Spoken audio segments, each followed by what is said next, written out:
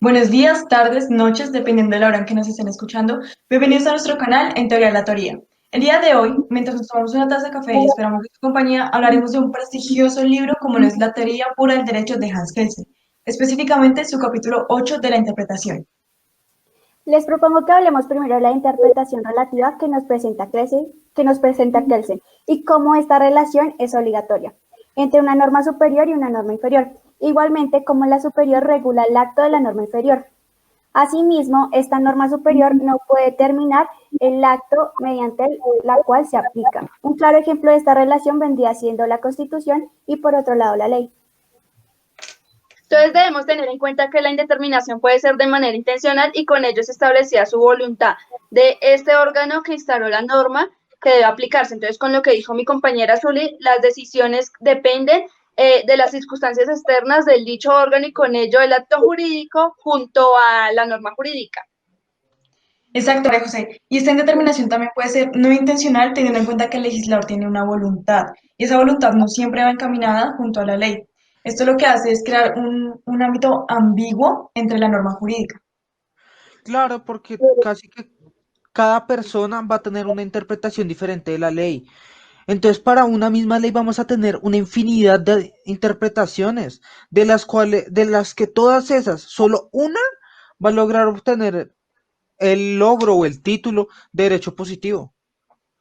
Pero ojo, porque ahí cuando hablamos de esas diversas interpretaciones también lo vemos porque las normas jurídicas suelen tener o pueden tener diversos significados lingüísticos que lleven a que se surjan varias interpretaciones, pero eso no quiere decir que en últimas exista un método único y específico o exclusivo para determinar lo que quiere decir una ley. En ese orden de ideas hablamos de posibilidades de interpretación de las leyes que permite acoger los intereses tanto del legislador como de lo que taxativamente está diciendo la norma jurídica para luego aplicarlo entonces a lo que será un caso concreto. Ahí entonces, ya cuando hablamos de lo que puede llegar a proceder o ocasionar un caso concreto, entonces ya se pueden aplicar fórmulas o técnicas, como por ejemplo la técnica del principio de estimación de intereses, que ya ve el caso concreto, pero que según ese caso trae la norma jurídica para aplicarla allí. Claro, Natalia, incluso por otro lado podemos hablar de lo que nos plantea Kelsen como la representación auténtica y donde esta es una creadora de derecho.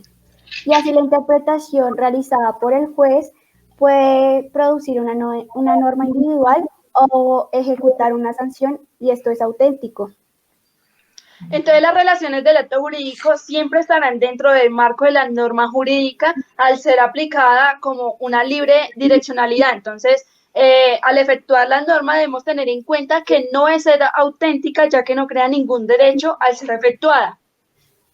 Claro, Majo, de acá podemos deducir que el legislador es más libre en el acto de la creación del derecho que el mismo juez. Sí, además de que la interpretación jurídico-científica no puede sino exponer los significados posibles de la norma jurídica. Entonces, casi que el conocimiento del objeto no puede adoptar ninguna de las posiciones que existen. Entonces, lo que quieres decir es que crea una laguna normativa, también vacío normativo. Sí, Sí, y esto lleva a muchos ideales que no pueden cumplirse parcialmente. Exacto, aún más porque si analizamos lo que es la ciencia del derecho, es analizar normas jurídicas. Y a veces puede ocasionar, o los tradicionalistas solían hacer, que definían solo una interpretación basándose en el principio de seguridad jurídica, pero eso lo hacían con intereses no bajo la ciencia, sino con intereses políticos que en últimas desviaban el sentido abstracto o lo que en un principio el legislador quería plasmar para el caso concreto y lo que en esta teoría se busca que no puede ocasionar, no puede suceder, no se puede permitir que una sola teoría surja de interpretación porque en ese orden de ideas se procedería o se correría el riesgo de que resulte dándose un conflicto de intereses entre lo que la norma quiere decir y lo que en realidad se está aplicando al caso concreto. sí, exacto. Bueno, muchísimas gracias por habernos acompañado el día de hoy. Espero que el ser lo hayan disfrutado demasiado y nos vemos en nuestro próximo capítulo en el que hablaremos de la decisión judicial, el debate hard working. Y nos vemos en una próxima ocasión. Adiós.